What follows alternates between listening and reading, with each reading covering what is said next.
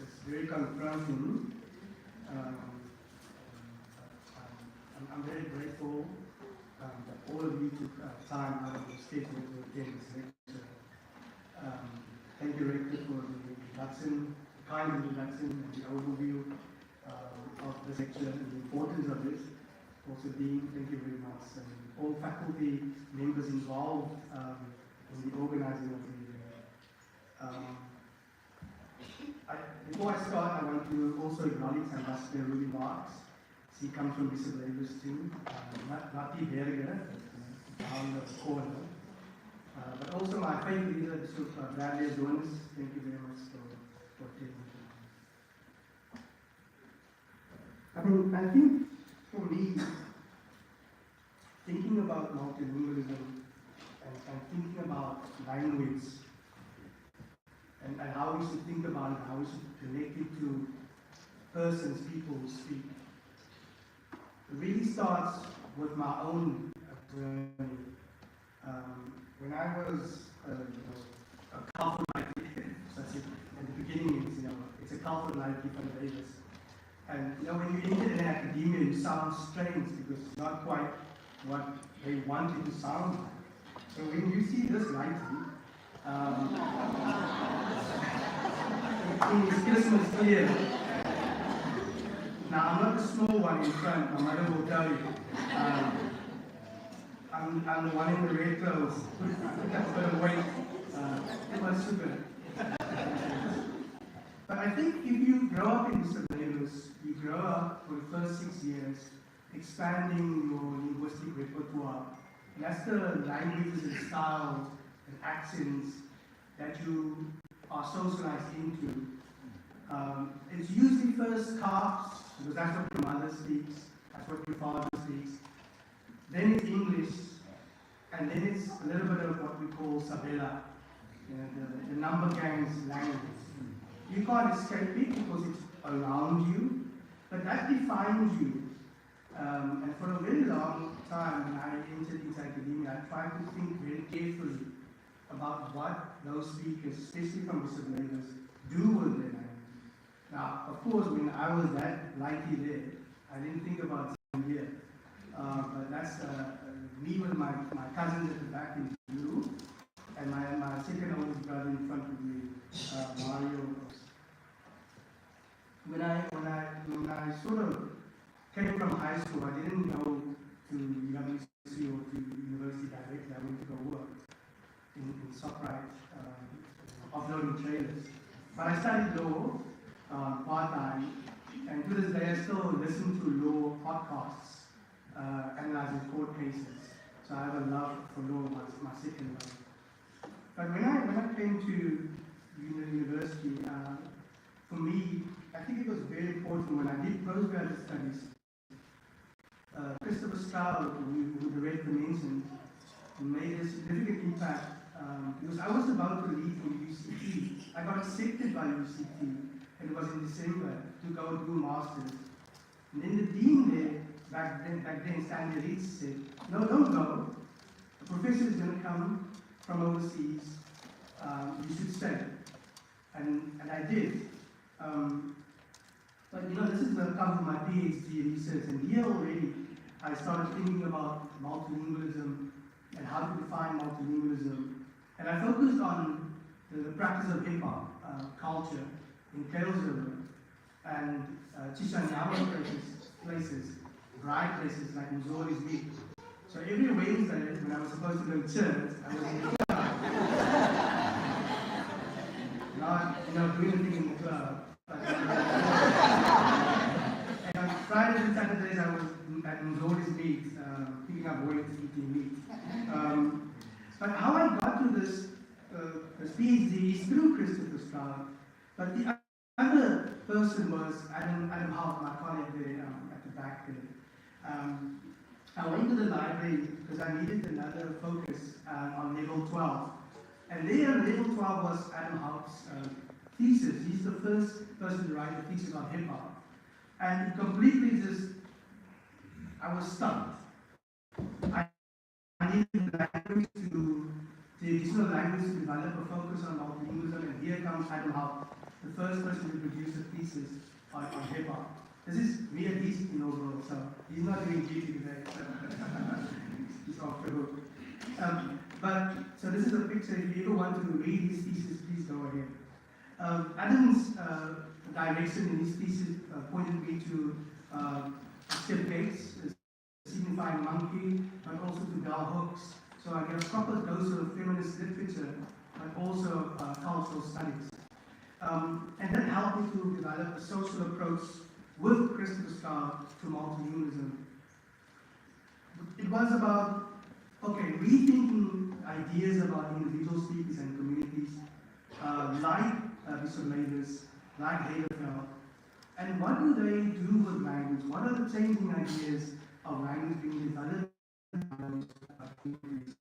But it was also thinking about there weren't any limited boundaries, even though it is the Cape Flats. People were moving across the Cape Flats, going to different provinces and bringing different types of languages with them. But that understanding that we began to develop into this social approach to multilingualism also was about how individuals draw on different styles, accents, because you would have kids say, give me a bottle of water, and never heard an American accent, only through WWE or Bold and Beautiful, or whatever else. Right? But it was the linguistic repertoire that became central, so these bits of languages are formed and valued by individuals. Our colleague, Professor Simon Dias, did similar work and inspiring work in Westbach that really helped us to push the limits of our approach. But then we came to understand that, this approach is also about sets of languages, not individual languages that form these functions. And that the resources that these historically marginalized speakers bring into communication is about the language aspect, the sound aspect, the sentence aspect, but also the meaning-making resources that they bring to communication. And we wanted to value that in publication. So our understanding was then that we can't just focus on multiple languages, separate languages, because what it does, it reduces our understanding of the speaker, but also how they weave together complex meaning-making practices. So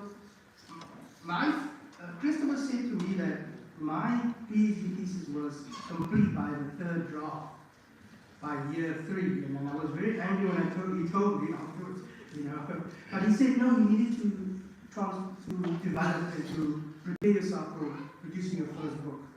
So here in this book, we, myself, developed this approach, social approach to multilingualism, but also focused on marginality. So for us, marginality was extremely important to focus on, because it led to understanding the heaviness that speakers from disabilities, from Heidelfeld have to deal with in terms of the society, in terms of the economy, in terms of the politics.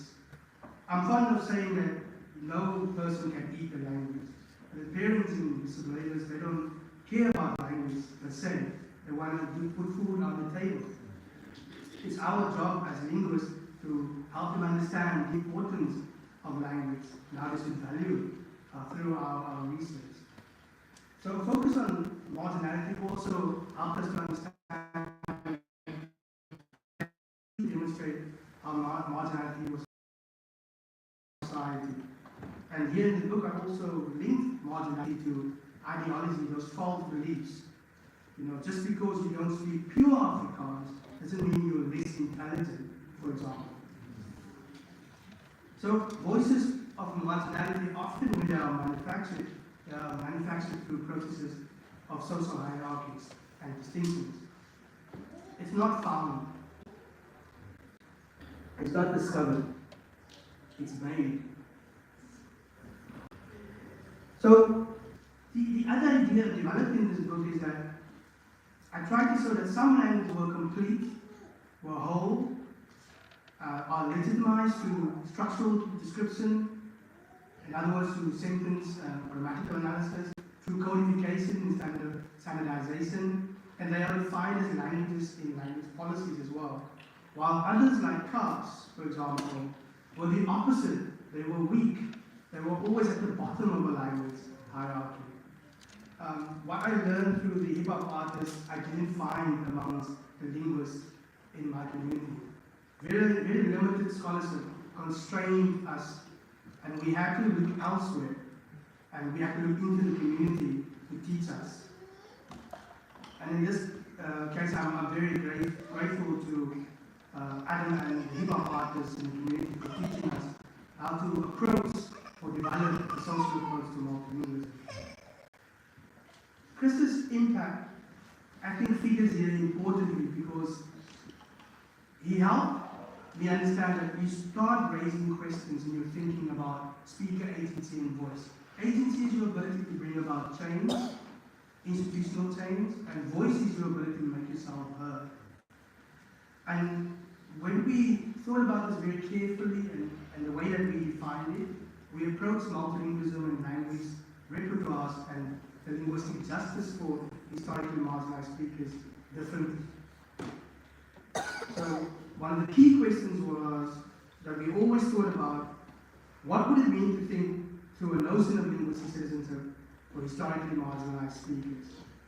Now, I must say about Chris's mentorship, it's like reading late Plato dialogues, in the sense where Socrates talks for 15 minutes and then somebody shouts, "By Zeus, you're right, Socrates." That was basically Chris's Socratic methods. But it worked, and he taught me how to read different styles. So whenever he reviewed a paper blind, I would immediately know who the author was. To this day, I can still do that. So I'm very grateful for him. But also, he advanced the notion of linguistic citizenship. And I think where he started, he didn't intend it maybe at the first, but I always reminded him this notion is for historically marginalized speakers.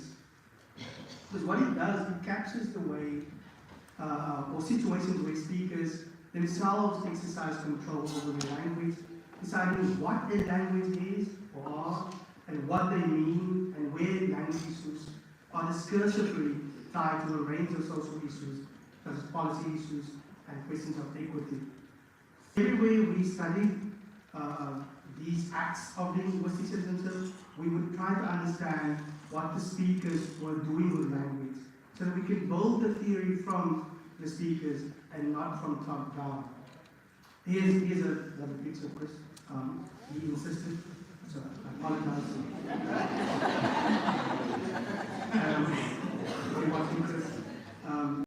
Here's an example where we were thinking through very carefully about what is happening at universities at the time of the Peace Must Fall protests. But at the same time, we're thinking about what can we say about multilingualism. Is it really fixed? Are we truly multilingualism? Because the notion of utopia captures a not yet space, a not yet place. We haven't arrived there yet. And so, one of the lines that you probably can see here is that language is one of the most fundamental aspects of being human. And multilingualism, although commonly and broadly understood as referencing the coexistence and juxtaposition of more than one language, can also be seen as tied to the acts of the speaker. So here we try to link multilingualism back to the speaker, centralizing the importance of the speaker, over and above just the numerical idea of multilingualism.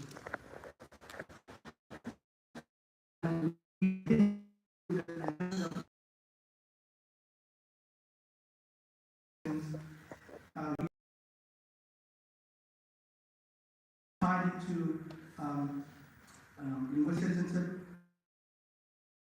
tactic, the white wrapper on your left, and painting, the colored wrapper on the right, going back and forth in a freestyle rap performance. Benton won the rap performance because he brought up race. But it showed that it was clearly important unfortunately still to many of these speakers and the members of the communities. Myself, I went to Belleville Station. I don't